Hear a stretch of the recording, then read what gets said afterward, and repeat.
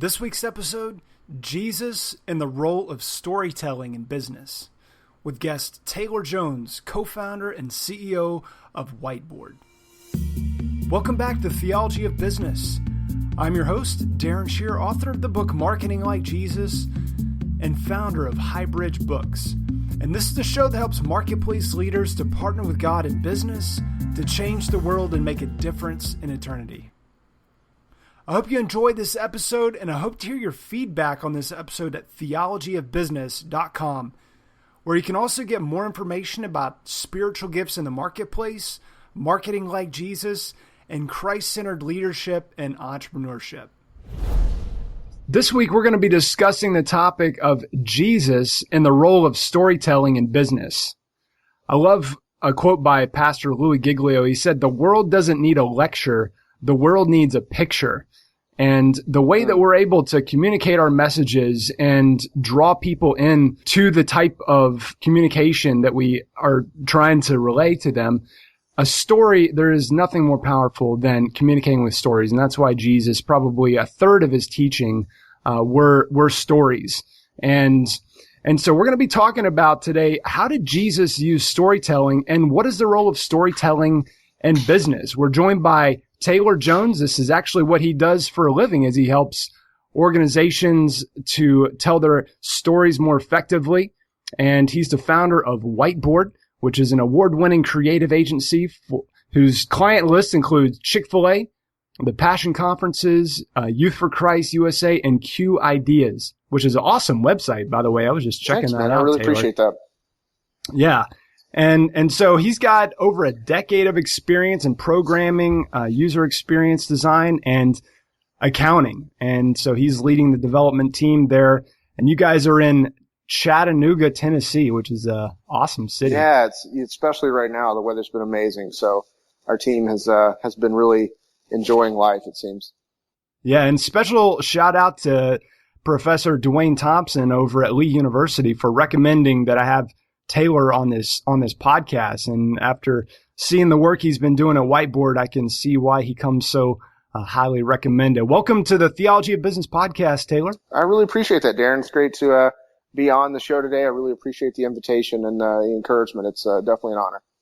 Indeed, it's going to be fun. Well, tell us as we get going a little bit more about your background, and when did you first make the connection between your Christian faith and your work in business?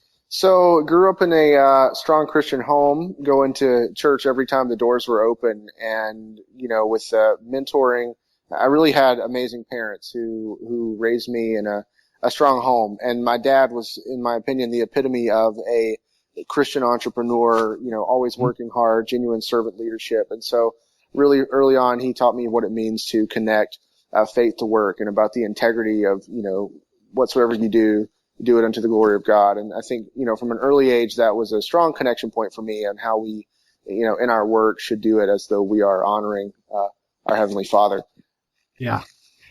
Taylor, as I interview Christian entrepreneurs, Christian business people, you begin to notice some of the common themes that come up. And when I ask that question, often the answer I get is that I had a strong Christian father that taught me how to honor God in business. Sure. And how to walk in integrity and the value of a strong name in the community. And so you are one in several that have mentioned that as being kind of their background. And so it just says to me that if you're a father out there, that your children are, and if you're a mother as well, absolutely, that your kids are watching how you conduct yourself in business, and who knows, they might start the next Whiteboard. Absolutely. Yeah. I mean, if I can even comment on that, I think, I hear many times in our work, people attempting to separate business and life as though they are two different sets of moral values. And they're definitely not. And I think that's a key, in my opinion, Christian principle is that, whatever we do, whatever activity we are engaged in, whether that's work, life, pleasure, recreation, it is all under the auspice of our faith. And so I think that's something that is really important for any person who considers himself a Christian in their work to consider. I couldn't agree more. Well, Taylor, as you know, we're going to be talking about storytelling, which is right in your wheelhouse. So we know that Jesus told between 31 and 65 parables, depending on who's counting, but Sure. in approximately a third of his teaching was delivered through parables. Why do you think he told so many stories to communicate his message? I think storytelling is powerful because it allows you to place yourself in the shoes of the character. And it connects on a very, obviously relational kind of level, where when we are simply drawing up, an argument of facts, that doesn't necessarily give us the position of empathy or of experiential relation that a story does. And so I think when Jesus is using parables and storytelling to communicate, that's what he's attempting to do, is to really build those bridges and to provide broad context for the outcome. And I also think that when you're simply telling facts, there is a lot of opportunity for interpretation and for those facts to be misconstrued. And Jesus is wise enough to know that, I need to tell a story that has a narrative with broad application in order for the message to really be communicated in the most effective way. Yeah. And those stories, they draw people in a way that a lecture just can't do. Right. And yet that is often the model in our churches, for example, of how communication happens is in more of a lecture style format. But I think Jesus, he told those stories, like one that comes to mind is Luke 15, the parable of the lost sheep, the lost coin, the lost son. And what he's doing there is telling these stories to draw people in, to connect on an emotional level, not just sort of on a logic level, to explain how intensely humans are loved by our Creator despite our self-inflicted flaws. Absolutely. I think it's the same as I was just having a conversation with a great mentor yesterday about the power of reading and the power of reading fiction in a world, where many of us entrepreneurs feel very drawn to read only nonfiction or leadership or self-help books. But I'm guilty of that. Yeah, I mean, me too. But there's so much to be gained from reading fiction because the power of narrative it's compelling, right? And I think that's when you're simply arguing a case, there's not a lot of compelling nature to that conversation. Whereas when, and also I think when you're lecturing, judgment can enter into that conversation, right? And so there's a lot to be gleaned from the power of story. Some of the greatest lessons in life that I've learned, have not always been from books or lectures about telling me to do a specific thing or an application study, but oftentimes are connecting me on a character journey of decisions that had to be made and things like that. So, yeah, and the lecture model can even be a little bit condescending, and I think it's a difference between the Hebrew model of education and the Greek model, which is the Greek model is, as we have here in the United States, by and large, where the one with the robe and the hood and all of that. I mean, you sit at their feet and you see this in the regalia at our graduation ceremonies, just the hierarchy that is so clear to everybody. And it doesn't communicate that we're all on this journey together. It implies that I'm the one that has the degree. Now sit at my feet and listen to what I have to say. Versus Jesus, he did life together. I mean, the world was his classroom. Sure. And I mean, he was able to look at a fig tree and basically communicate a powerful message using a story, in effect. Yep. I think it centers around pride, right? Yeah. Where when we're lecturing, there can definitely be a spirit of pridefulness on behalf of the lecturer. And I don't mean as much in the academic sense, but like you're saying with regalia, there's a pridefulness in my achievement, whereas Jesus' attempt in storytelling was to remove the temptation of pridefulness from the preaching, if you will. Yeah. And I think that's something that's really compelling about storytelling. Well, I know we could go on and on about this Sure. a particular topic, and I think we've already kind of provided a good theological foundation for understanding why you do what you do at Whiteboard. So tell us, how do you help your clients tell their stories, and what do you do at Whiteboard? So we at Whiteboard, objectively, we do quite a broad array of services that are fit under three sort of pillars. One, grow. We work with clients to help them achieve, business objectives or organizational objectives. We focus on building things that support those objectives and tracking those measurable outcomes. Another pillar is vision, where we help clients to craft future vision for their company or their organization or their church or whatever it might be, helping them to uncover, often peeling back calluses of missing vision. And then the third piece, which is the biggest pillar, it's the core of everything we do, is interactive. And that is everything from, communication style sites or content publishing sites, all the way up through very heavily customized web applications that serve a specific business need, or creating learning management systems, or creating mobile technology, a number of different things. So from an organizational perspective, we do a pretty broad array of services, but, specifically on the storytelling component, which is a key part of that sort of runs through all the work that we do. Many times what we find ourselves doing is actually not creating a new story, but digging in to discover the story that is within an organization.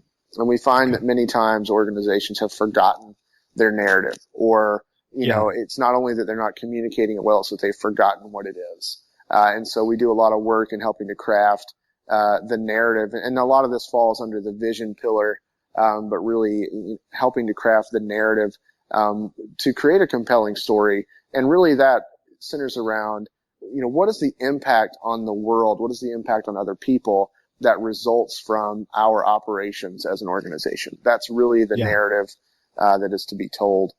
So, wow. So you guys are offering a wide array of services, but it all kind of relates back to helping organizations to discover and really, you go back, what does a process look like? You're looking at their company history, how do you actually help them to discover their story? Let's say that I'm an entrepreneur and I haven't really, basically I'm just articulating facts and figures and stats and stuff like that when I talk to my potential clients. How can I shift that to tell more of a story, more of a narrative? Sure. I think the digging deep, it typically, we find ourselves usually in a conversation with the founder or leader uncovering the reason why they started doing what they do. So a couple of examples. So we worked with a packaging company, secular company, no faith lean in their organization, right? They have grown substantially, 10x multiplier over the past few years, and sit down with their founder to try to help to craft, their marketing presentation was very product centric, buy boxes, buy packaging materials and so forth. And we sit down with their founder and we say, tell us how you even got into this industry. Well, his grandfather started the company after coming over from, immigrating from Europe. And then his dad took over the company. He took over the company from there. And in this conversation, he reaches under his desk and he pulls out this photo album where his grandfather took the entire family on a ginormous vacation every year as a result of having created this very successful company.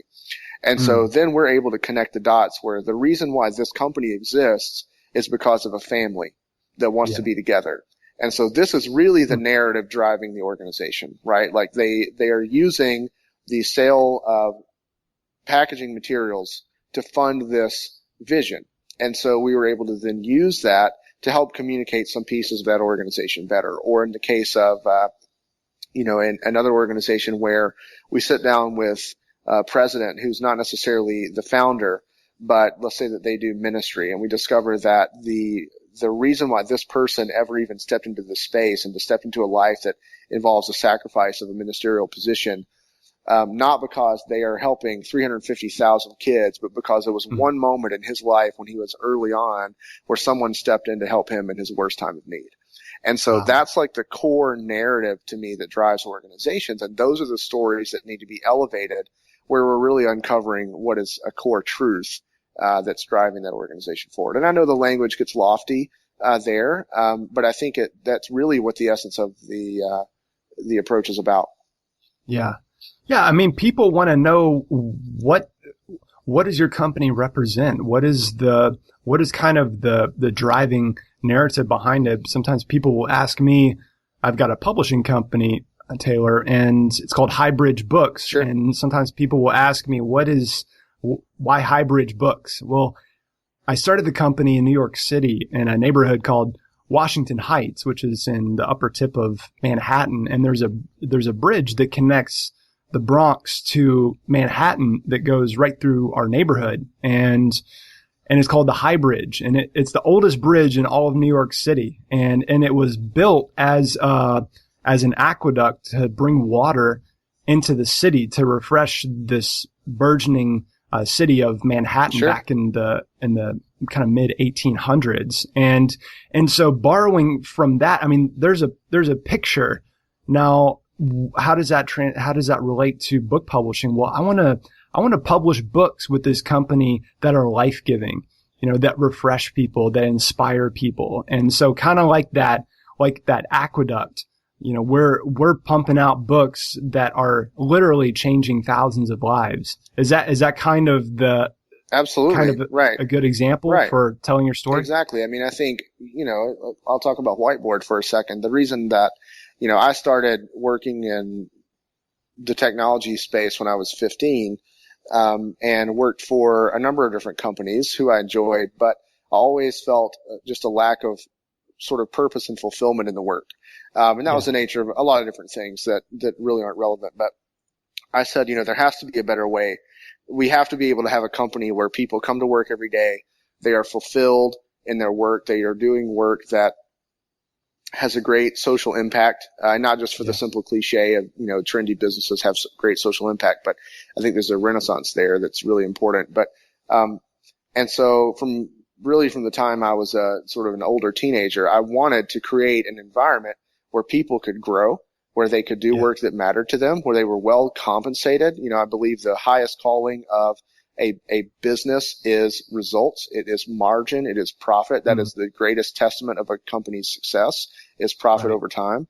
But, I think for me, like the story of Whiteboard really started there. It started with this idea, like my vision for Whiteboard is seen through the lens of the people who work on my team.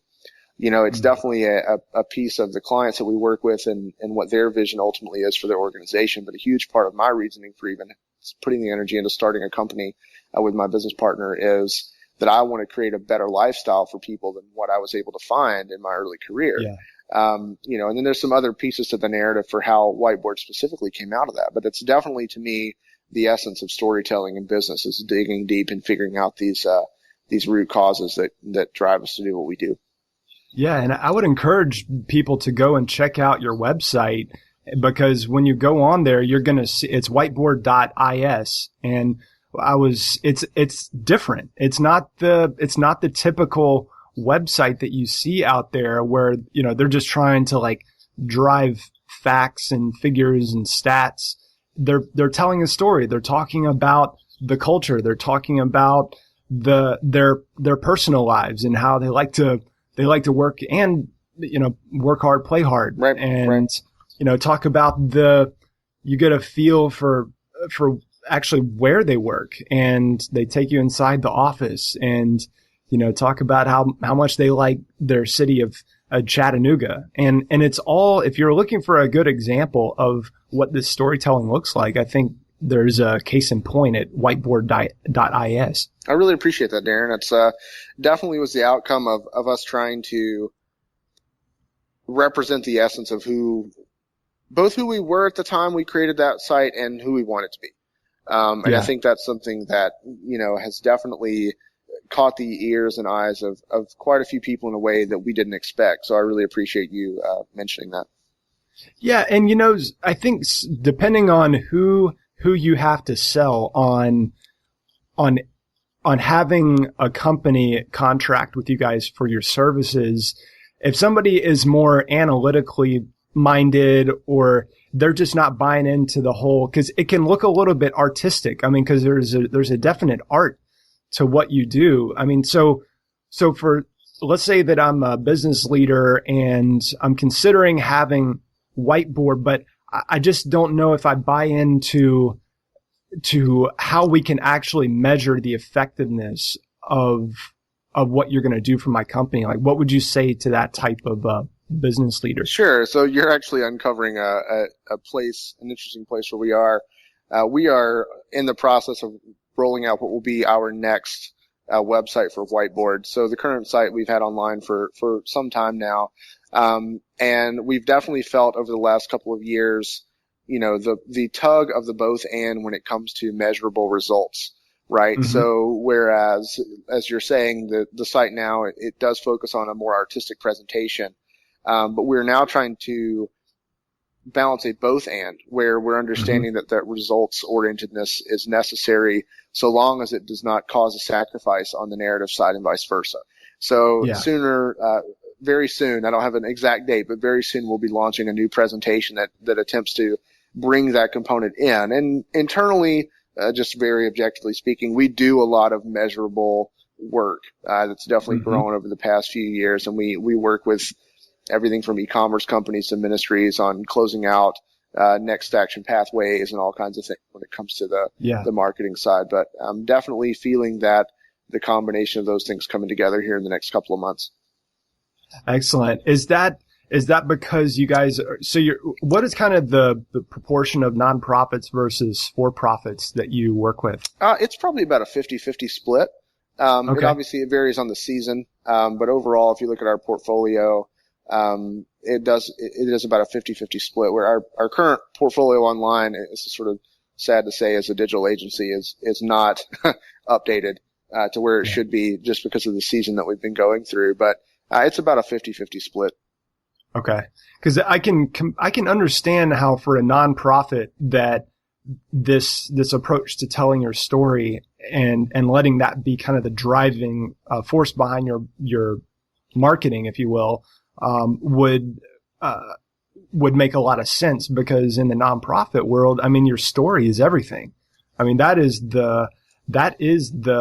the return on investment as far as anything that they would be spending on their organization to promote it it seems to me it would be, because I worked with a nonprofit as a development director, and just trying to tell the stories of your organization is what keeps nonprofits alive. Because if you can't tell a good story, then how can you're not selling anything unless you look at it as, okay, we're in the business of changed lives. Right. I hear a lot of pastors saying that. And so do you find that there's kind of a difference in how nonprofits and for-profits approach this concept of storytelling? I do. And I think both have something important to learn from the other. One of the things that I think nonprofits really struggle with is understanding what their product is. And they want people to dive into, they want to believe that the work is their product, and it's really not. The story is their product, and that's what people are buying. And in the same way that in the business sphere, we have investors and we have customers. Mm-hmm. We have the same in the nonprofit sphere. You have underwriters who are essentially investors, and you have customers who are your smaller donors, but who often make more noise. And that smaller donor is looking at a nonprofit to buy a product in the same way that a customer is looking to buy a tube of toothpaste. And that product that they're buying is the continuation and participation in the story of the nonprofit. And so if the nonprofit is not returning that product to them, then the transaction is out of balance and you will lose the customer. And so I think, for many nonprofits, they don't understand that the story is the product that the consumer sees.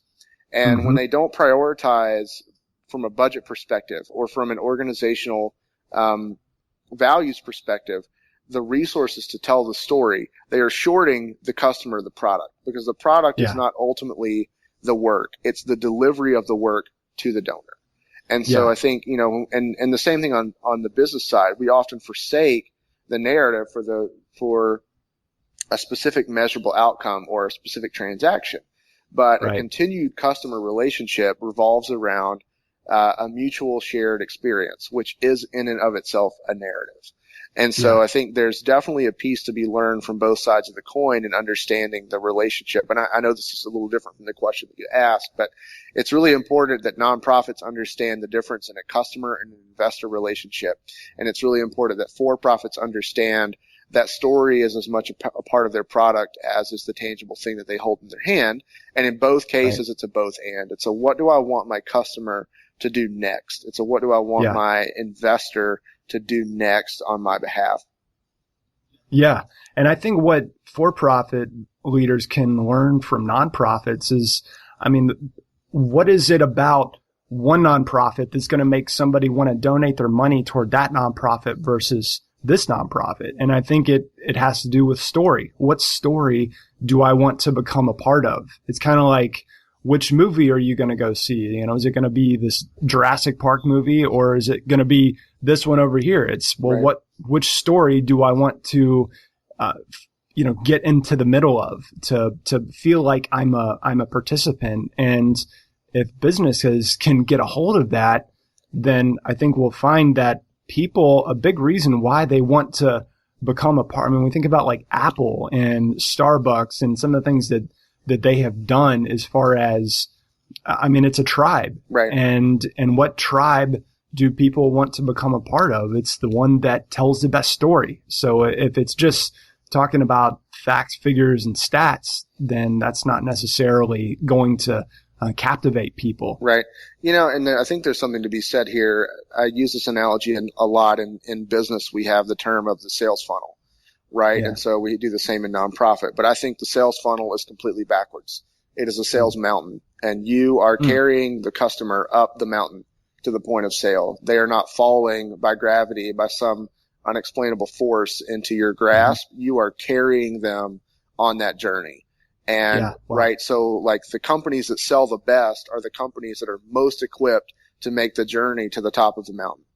And it takes a lot of effort to get a person to carry them on your back all the way up the mountain with all the obstacles there. They're not simply falling through a catch-all. And I think that's something that's really important for nonprofits and for-profits to know, because that, again, it relates back to story. It's a journey up the mountain. It is not simply an accidental fall through the sky into a net of forward movement. Yeah. Excellent. I love that. What would be kind of a parting piece of advice you would give to a business leader that wants to take the next step toward communicating their story? I find that many business leaders are scared to tell the true story. I think that storytelling, it exposes in many cases, our deepest insecurity. And there's this misunderstanding of story that we have to go and write a fictional, compelling narrative.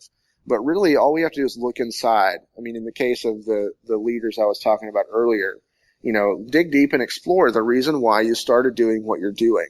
And I think that's where you start writing the narrative of the organization, because that's what's going to compel other people to do the same thing that you did in that moment. And you don't have to be, sure, there's production quality when it comes to story and marketing production and all those things. But if all we're ever concerned about is that excellence and we're never trying to find the root of the story, then we're never going to get anywhere. And so I think it's just as simple as looking inside and saying, why did I really start on this pathway on my own, and how can I tell other people about that journey?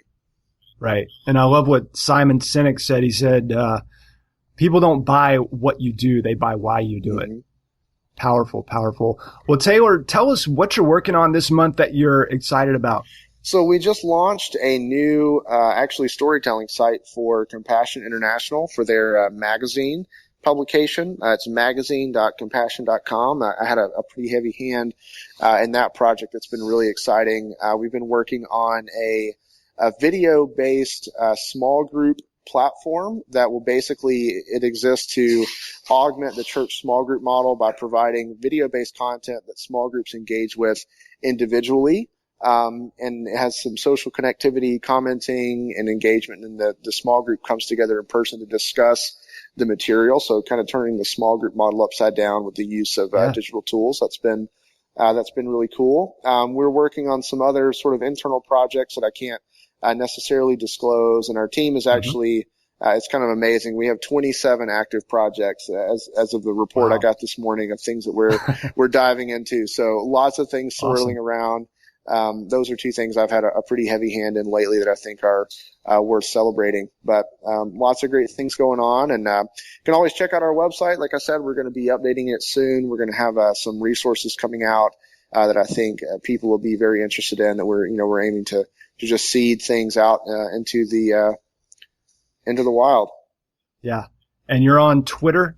right? Is I that where am. you spend a lot of your time as far as social media? I am on Twitter. I mean, I'm just going to confess to you, Darren, that I am not the greatest social media person. However, if you reach out to me on Twitter, I'm just Taylor Lee Jones. That's Lee, Taylor Lee Jones. I'll definitely try to hit you back. And we are Whiteboard is. Whiteboard is on Twitter with no dot. And we have people on our team who are always monitoring that, and would love to connect with anybody who's listening to the show and find if there's ways we can help or collaborate or simply just connect to each other. It'd be great. Beautiful. Well, go follow Taylor. I just followed him. I need to go follow Whiteboard as well. Well, Taylor, this has been incredible. Thank you so much for coming on to share your time. I know you've got 27 projects to go and work on, so I won't take any more of your time, but I know our listeners really appreciate it. Keep doing great things for God in the marketplace. My pleasure, Darren. It's been great to be on the show. Thanks again, and look forward to talking soon. That's all for this week. You can comment on this episode and get more information about how to partner with God in your business at theologyofbusiness.com. You can also connect with me and Theology of Business on Twitter and Facebook, and you can email me at darren@highbridgebooks.com if you have any questions or comments related to Theology of Business. Thanks for listening, and keep partnering with God in your business.